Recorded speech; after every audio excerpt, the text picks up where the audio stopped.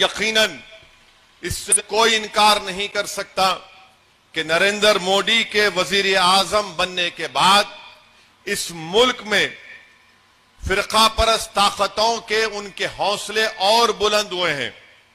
इस बात से कोई इनकार नहीं कर सकता कि नरेंद्र मोदी की क़यादत में जब से बीजेपी की हुकूमत बनी उस वक्त से इस मुल्क में एक मंसूबाबंद तरीके से हिंदुत्व की आइडियोलॉजी को प्रमोट भी किया जा रहा है, उसको एक्सेप्ट भी करवाया जा रहा है और जो अंग्रेजी का लफ्ज है उसको एंट्रेंस भी करवाया जा रहा है।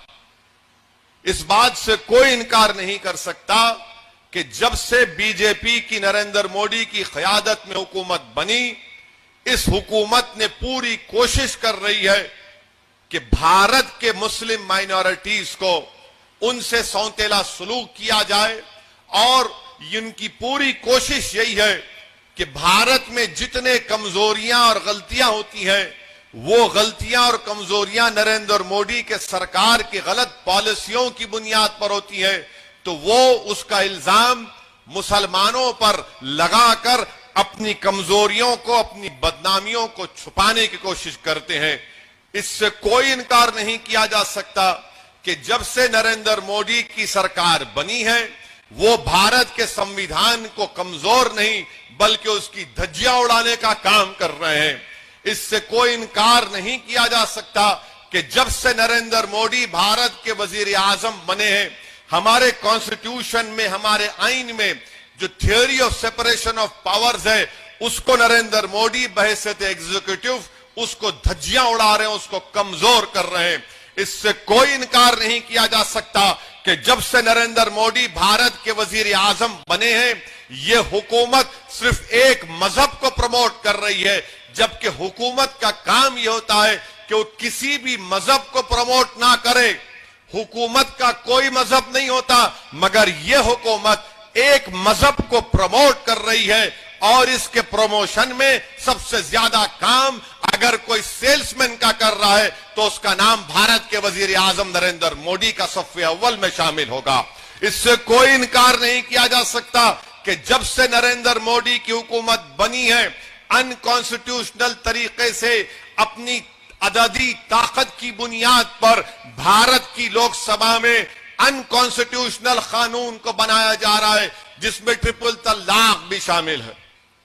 ट्रिपल तलाक का कानून अनकॉन्स्टिट्यूशनल है। यह कानून बनाकर नरेंद्र मोदी की हुकूमत ने यह बता रहे हैं कि अगर इस कानून के तहत किसी मुसलमान को गिरफ्तार किया जाएगा और दूसरे मैरिजेस की एक्ट में कानून के तहत किसी को गिरफ्तार किया जाएगा और कोर्ट दोनों को सजा देती है, तो अगर किसी मुसलमान को सजा होती है तो 3 साल और किसी गैर मुस्लिम को सजा होती है तो 1 साल। ये अनकॉन्स्टिट्यूशनल है।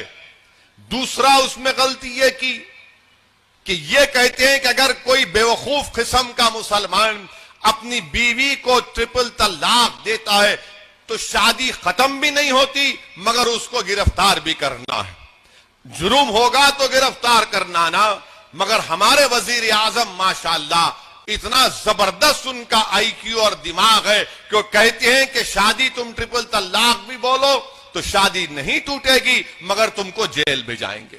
ये नरेंद्र मोदी की हुकूमत का गलत फैसला था जिसका मैंने 1 मरतबा नहीं 3 मरतबा पार्लियामेंट में मैंने इसकी मुखालिफत की और बीजेपी से उस वक्त भी और आज भी कह रहा हूं, इस मुल्क में अगर औरतों के हिफाजत के लिए कोई कानून बनना है, खवातीन के लिए, वुमेन के लिए, तो डिजर्शन के खिलाफ कानून बनना चाहिए। यह नहीं हो सकता कि आज हमारे देश में, हमारे कंट्री में 3.2 मिलियन ऐसी मैरिड वुमेन है, शादीशुदा है मगर अपने शौहर के साथ नहीं है। शादीशुदा है जिसमें हमारी गुजरात की एक भाभी भी शामिल है। उनको भी इंसाफ मिलना है, सबको इंसाफ मिलना, मगर उस पर कानून नहीं बनाएंगे। इस बात से कोई इनकार नहीं किया जा सकता कि नरेंद्र मोदी जब ट्रिपल तलाक का कानून बन रहा था, मैंने पार्लियामेंट में वोटिंग की डिवीजन का मुतालबा किया। जाकर आप रिकॉर्ड देख लो। आज ये डीएमके कांग्रेस के लोग असदुद्दीन ओवैसी को और टीटी दिनाकरन के अलायंस को कहते हैं बी टीम है। आपने क्यों वोट नहीं दिया?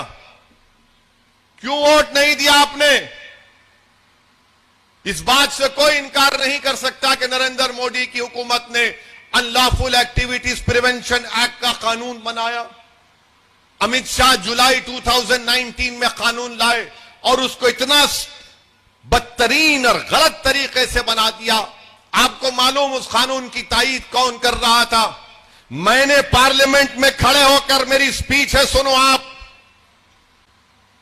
चिदम्बरम के बेटे कार्तिक चिदम्बरम जो एमपी हैं तमिलनाडु के, उनके सामने कहा कि 2008 में जब यूपीए की गवर्नमेंट थी उस वक्त भी मैंने अपोज किया था।